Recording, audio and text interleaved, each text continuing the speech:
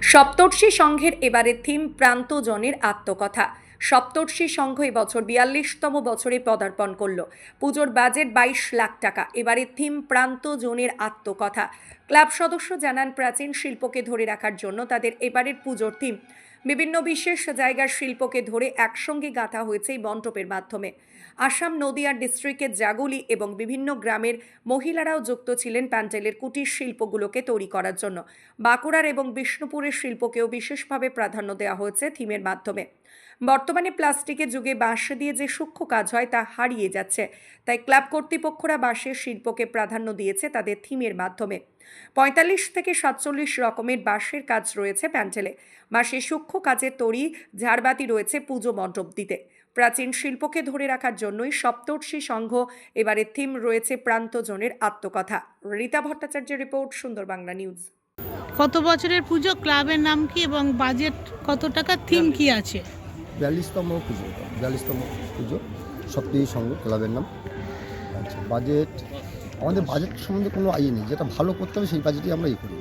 এবার সেটা করতে সেটা যাওয়া হয় আনুমানিক 20 থেকে 22 লাখ টাকার বাজেট। থিম কি আছে? থিম আছে এবছর প্রান্তজনের আত্মকথা। কি বোঝাতে চাইছেন? বলতে চাইছি যে আমরা প্রাচীনকে ভুলে যাইনি, প্রাচীন আবার নিয়ে আসতে চাইছি। এই কুটির শিল্প, এই প্যান্ডেলের মধ্যে সমস্ত কুটির শিল্পের কাজ, প্রচুর মানুষের কাজের মধ্যে জড়িয়ে রয়েছে। শুধু যারা করে গেছে প্যান্ডেলটা তাদেরই না, প্যান্ডেলটা করতে গিয়ে যা যা জিনিস লেগেছে এই জিনিসগুলো একটাও গ্রামে বসে কোনো লোক, কোনো মহিলা, কোনো এগুলো তৈরি করে। সেই সব জায়গায় ছোটো ছোটো এগুলো জিনিসগুলো কালেকশন করতে আসে আমাদের। কোনখানকার কালেকশন সব আছে এখানে? এগুলো ম্যাক্সিমাম যেমন চাটাইটা আসে আসাম থেকে, এই চাটাইগুলো আসামের কাজগুলো হয় আমাদের ওই এর নামটা কি, জায়গার নামটা জাগুলি, ওখানেও কিছু ইয়ে আছে, লোক আছে। হরিণঘাটা জাগুলি, ওইখানটাও লোক আছে। মানে বিভিন্ন জায়গা থেকে কাজগুলো করা হয়েছে। যেমন ধরো ওই কুলোর মধ্যে যেমন পেপারগুলো মারা আছে, এগুলো সব মহিলা দিদি করা হয়েছে। প্রচুর লোকের কাজ জড়িয়ে আছে এর মধ্যে। বাঁকুড়ার কিছু আছে, ঘোড়া আছে। হ্যাঁ, প্রচুর লোকের কাজ, মানে প্রাচীনকে আমরা ভুলে যেতে চাই না। কি কি উপকরণ লাগলো এটাতে?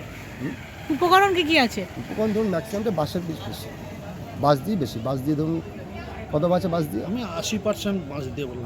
80% বাঁশ দিয়ে, 20% আর পোড়ামাটি কিছুটা আছে আপনার কাপড়, যেমন এইগুলো সব কাপড় কিছুটা, আমি যা পরিকল্পনা আছে।